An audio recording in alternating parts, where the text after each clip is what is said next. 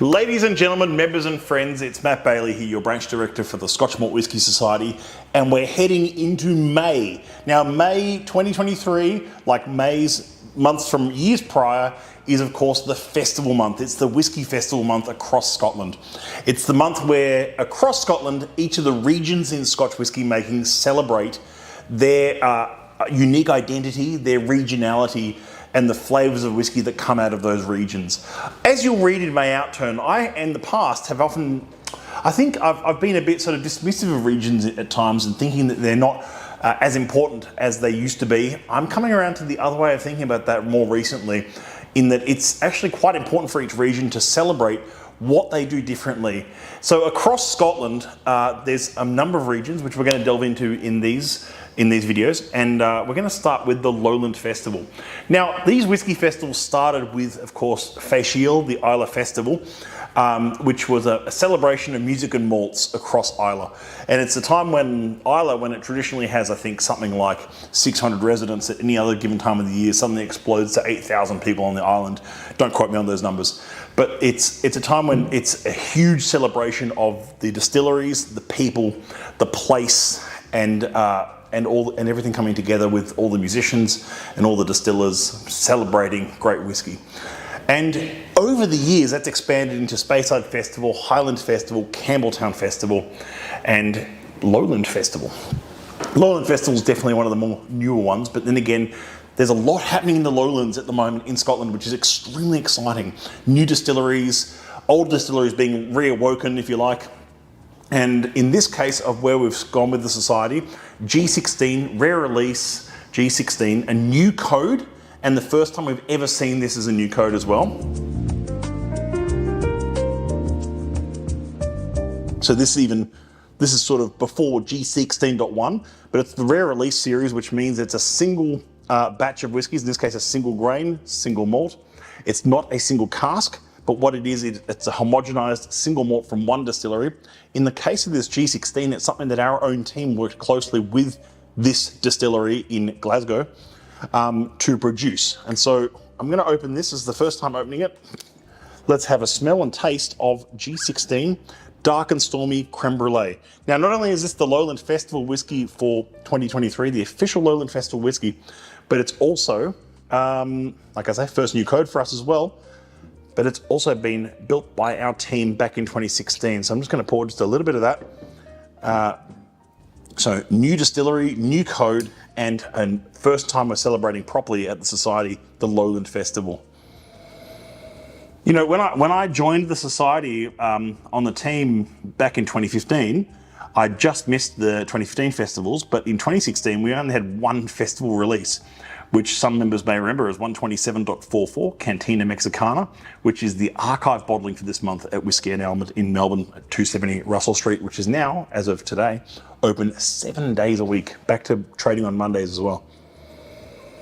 Wow. Now this is a very heavy maize corn rye base, and it's a young grain whiskey. So those who know how good grain can be will know what we're venturing into here.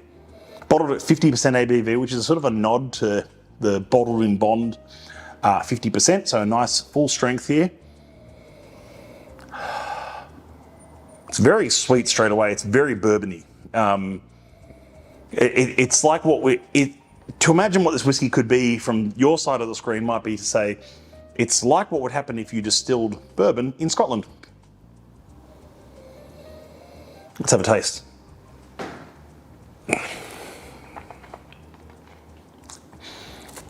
That's super balanced.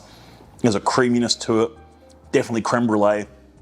That sort of very heavily char wood, very mouth coating, and lots of fun. That is a fun sort of almost dessert-like whiskey. I mean, creme brulee is a dessert, so that makes sense. Dark and stormy, like the cocktail.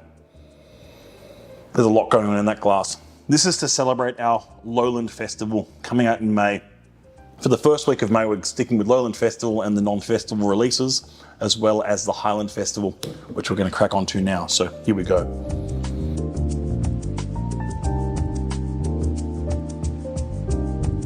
Moving on to the next whiskey, we're going to celebrate the Highland Festival, deep, rich and dried fruits. We're still in the rare releases for May this month. This is called Bake Off. For those fans of the Great British Bake Off, maybe, this might be a cool title for you. Distillery 68 rare release. So I know that society members are starting to cotton onto how good 68s are. They're starting to see what the flavour of these whiskies are a bit like. There's that. It's often well known for its nutty, rich aromas. Ooh, amazing. I was not expecting that. Like, immediately, like caramel chews, baking spices, soft chocolate syrup, hazelnut, Nutella. Ooh, okay, I was not ready for this. This is definitely deep, rich and dried fruits, and I think very deservedly so. For these rare releases, as I mentioned just before with the Lowland release, these are not single casks, these are single malts. So they're all from one distillery, all from Distillery 8, but it's a small batch of casks that have come together to create something much more representative of the style of that region. In this case, the Highland region. I often find Highland whiskies to be a bit more, if I was talking really generally about regionality and flavour for a second, I find Highland whiskies often tend to be a bit more, I guess, pretty wide on the spectrum of flavour, in that you can find sweet ones and nutty ones and really savoury, often biscuity notes in some of the Highland whiskies. Whereas in Speyside whiskies, yes, you'll find that as well. But I find the Speyside whiskies can often be a little bit sweeter. I don't know, and sometimes if I see a Highland whiskey coming through that's matured out of a hogshead or something, that's often quite exciting. Yeah, it's got this lovely sort of nutty, sweet Nutella, chocolate paste, like rich brownies. There's definitely a nice sherry influence there, but it's not very sherried, if that makes sense. It's picked up the sweetness from the sherry cask, but it's not very wine or sherry driven at all. The distillate's just shining through beautifully on that. It's 14 years old, this one. 14 years old in the deep, rich and dried fruits, and part of our Flavour Hunters Festival, the official releases from us on the all the festivals across Scotland.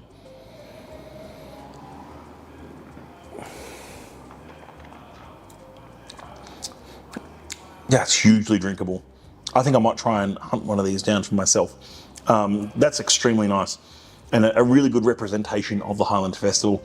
If you like those sort of rich, honeyed, nutty, biscuity kind of sweet notes out of this one, like a sweet brownie biscuit of some description, an absolute one to chase down. Here we go for the Hunters Festival, here we go for Fèis, here we go for all the Speyside festivals coming up in a moment. But before we do move into all these other festivals, we have got one release this year from the Campbeltown Festival, which we might crack onto now. So,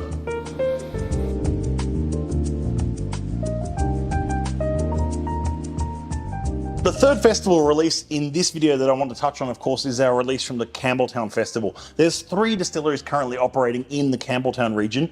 It is a region of Scotch whisky making. Islands is not a Scotch whisky region, just to put that at rest. That's why if you see a distillery 4 with the word Highland on it, it is because it's part of the Highlands. It's not part of a region called Islands, which is not really a region. But recognised as a region is the Campbeltown region. It's an area of Scotland that used to have a lot of distilling going on in it. And I'm talking like, hundreds of years ago. Up until, and now it's currently 3 distilleries, although there's a 4th distillery currently being built in the area. Distillery 93 is already known and loved by members. So that's this case, it's Distillery 93 rare release, lock, stock, and 2 smoking funnels, which is of course a very cool little lock stock reference going on there to those who are fans of the film. I know Adam is. So we're going to pour just a smidge of this one, just have a smell and taste of this Distillery 93. I've said before that the younger releases from 93 and the older ones are 2 totally different beasts when it comes to how they come out from the society. These younger ones often carry this lovely, like, herbal liqueur, dry, like, tarry rope smoke. Smoking funnel is a really good phrase for this one. It's got that sort of like, almost like chimney soot like black chimney soot. This is the kind of whiskey that transports you to Campbeltown. It actually smells and tastes like the sea air, like the port, the docks, the whole area around Campbeltown. This is what it smells like to me, and I have vivid memories from being in Campbeltown and drinking this kind of whiskey. It's got that lovely sort of like farmyard funkiness to it as well, like smoked hay bales and farmyard engine equipment and that sort of like bit of motor oil and grease. Smells like working on your motorbike on a Sunday morning kind of vibe. Let's have a taste.